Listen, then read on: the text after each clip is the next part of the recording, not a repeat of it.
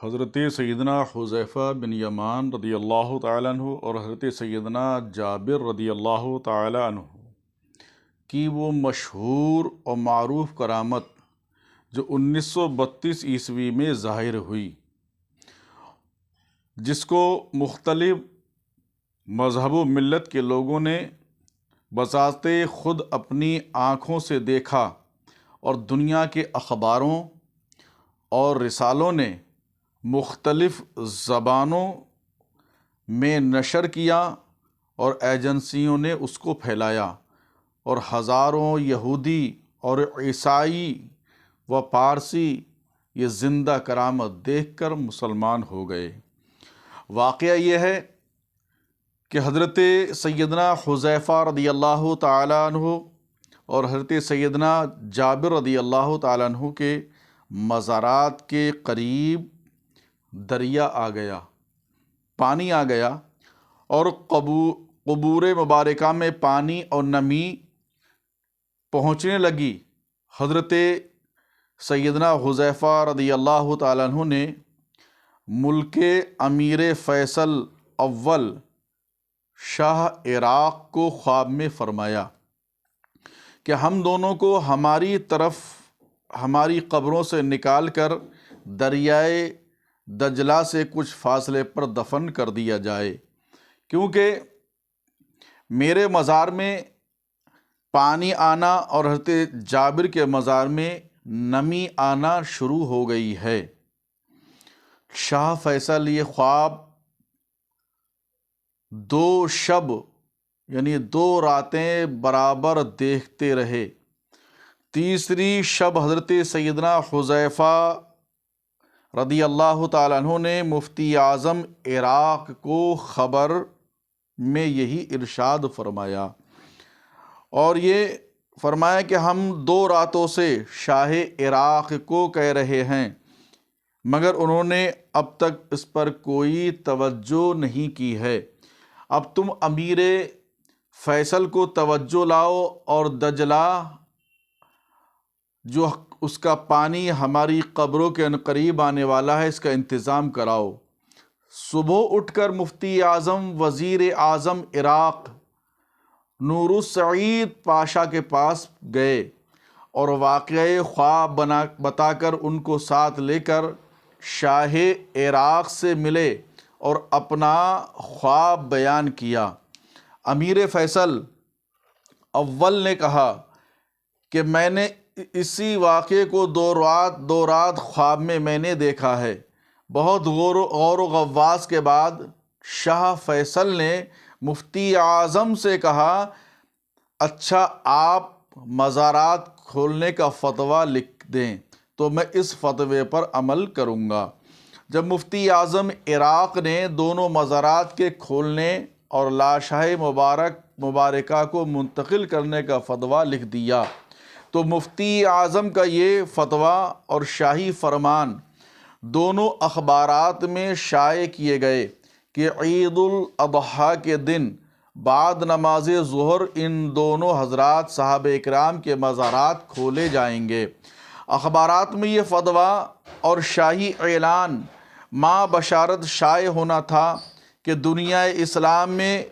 بجلی کی سی تیزی کے ساتھ یہ خبر پھیل گئی۔ نشریات کی ایجنسیوں نے تمام دنیا میں یہ خبر پھیلا دی کہ چونکہ حج کا موسم تھا اور مختلف ممالک کے مسلمان حج کے لیے حرمین شریفین میں حاضر ہو رہے تھے، ان زائرین کو جب یہ خبر معلوم ہوئی تو انہوں نے شاہ عراق سے درخواست کی کہ مزارات کھولنے کی تاریخ حج کے چند دن کے بعد رکھی جائے تاکہ وہ اس موقع پر حاضر ہو کر زیارت کر سکیں۔ اور اسی طرح حجاز مصر، شام، لبنان، فلسطین، ترکی، ایران، بلغاریہ،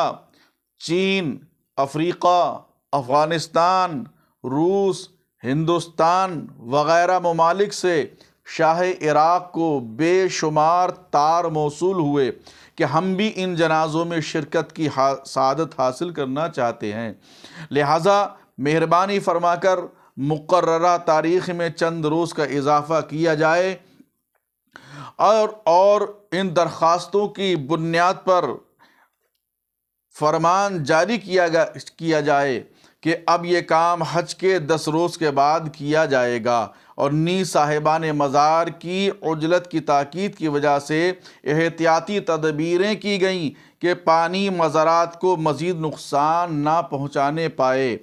20 ذی الحجۃ الحرام پیر شریف کے دن دوپہر کے بعد لاکھوں آدمیوں کی موجودگی میں مزارات مبارکہ کھولے گئے تو دیکھا گیا کہ حضرت سیدنا حذیفہ بن یمان رضی اللہ تعالیٰ عنہ کے مزار میں کچھ پانی آ چکا ہے، اور حضرت سیدنا جابر رضی اللہ تعالی عنہ کے مزار میں نمی آ گئی ہے، باوجود یہ کہ دریائے دجلہ وہاں سے تقریباً 2 فرلانگ دور تھا۔ ممالک مختلفہ کے سفر اور حکومت عراق کے تمام ارکان اور شاہ فیصل کی موجودگی میں پہلے حضرت سیدنا حذیفہ رضی اللہ تعالی عنہ کی لاش مبارک کو کرین کے ذریعے قبر شریف سے اس طرح اٹھایا گیا کہ آپ کی لاش مبارک کرین پر نصب کیے ہوئے اسٹریچر پر بآسانی خود بخود آ گئی۔ پھر کرین سے اسٹریچر کو علیحدہ کر کے شاہ فیصل اور مفتی اعظم عراق اور وزیر مختار جمہوریہ ترکی اور فرانس فاروق ولی عہد مصر نے کندھا دیا اور بڑے احترام سے ایک شیشے کے تابوت میں رکھ دیا۔ پھر اسی ترکیب سے حضرت سیدنا جابر رضی اللہ تعالی عنہ کی لاش مبارک کو قبر اقدس سے باہر نکالا گیا۔ لاش مبارکہ کا کفن اور داڑھی شریف کے بال تک بھی اپنی صحیح حالت میں تھے، کوئی تغیر نہیں ہوا تھا، نہ تو کپڑے میلے ہوئے تھے، نہ داڑھی مبارک کے بال کسی طریقے سے خراب ہوئے، نہ آپ کا جسم مبارک خراب ہوا۔ مقدس لاشوں کو دیکھنے کے بعد ہرگز یہ گمان نہیں ہوتا تھا کہ یہ لاشیں 1300 برس پہلے کی ہیں، بلکہ یہی یقین ہوتا تھا کہ انہیں وصال فرمائے چند گھنٹے ہی گزرے ہیں۔ اللہ اکبر۔ اعلیٰ حضرت فرماتے ہیں نبی پاک صلی اللہ علیہ وسلم کی شان میں کہ تو زندہ ہے واللہ، تو زندہ ہے واللہ۔ میرے چشم عالم سے چھپ جانے والے یہ محبین رسول کی شان دیکھیے، ان کے کپڑے بھی میلے نہیں ہوئے ہیں، ان کے چہرے سے کسی طریقے سے چہرے پہ سے بال داڑھی مبارک کے ہیں کسی طریقے سے ختم نہیں ہوئے ہیں، بلکہ ایسا لگتا ہے کہ چند گھنٹے ہوئے ان کو دفنائے ہوئے، اور دفنائے ہوئے کتنا وقت ہو گیا؟ تقریباً 1300 سال ہو گئے ہیں۔ کسی شاعر نے کہا کہ زمین میلی نہیں ہوتی، زمن میلا نہیں ہوتا، اور محمد کے غلاموں کا کفن میلا نہیں ہوتا۔ اور یہ عجیب تر بات یہ تھی کہ دونوں حضرات اکرام کی چشمان مبارکہ کھلی ہوئی تھی، سبحان اللہ، اور ان میں اس قدر چمک تھی کہ کسی کی آنکھ میں یہ طاقت نہ تھی کہ ان کی آنکھوں کو آنکھ بھر کر دیکھ لے، اتنی ہمت کسی میں نہیں ہو رہی تھی۔ بڑے بڑے ڈاکٹر یہ دیکھ کر حیرت زدہ تھے۔ پھر ان حضرات اکرام کو قصبہ سلمان پارک، جو پہلے مدائن کہلاتا تھا اور بغداد مقدس سے 40 میل کے فاصلے پر ہے، حضرت سیدنا سلمان فارسی رضی اللہ تعالی عنہ کے مزار کے قریب دفن کیا گیا۔ تینوں حضرات کے مزارات مقدسہ زیارت گاہ خلائق ہیں۔ جب امتیوں کے اجسام مبارکہ 1300 برس کے بعد بھی محفوظ ہیں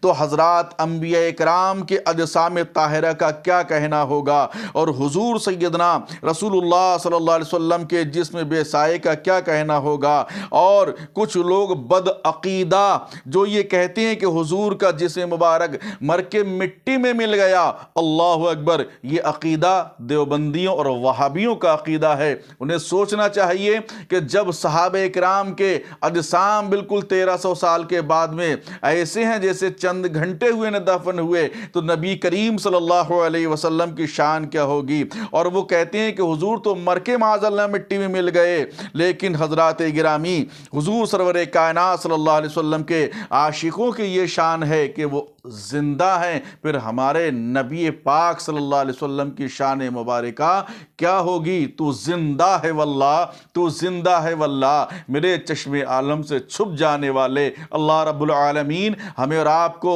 सहाबा इकराम के नक्श कदम पर चलने की तौफीक अता फरमाए और हमें ये अक़ीदा अता फरमाए कि हमारे नबी भी ज़िंदा हैं, सहाबा भी ज़िंदा हैं, अहले बैत अत्हार भी ज़िंदा हैं, शुहदा भी ज़िंदा हैं, औलिया इज़ाम भी ज़िंदा हैं, और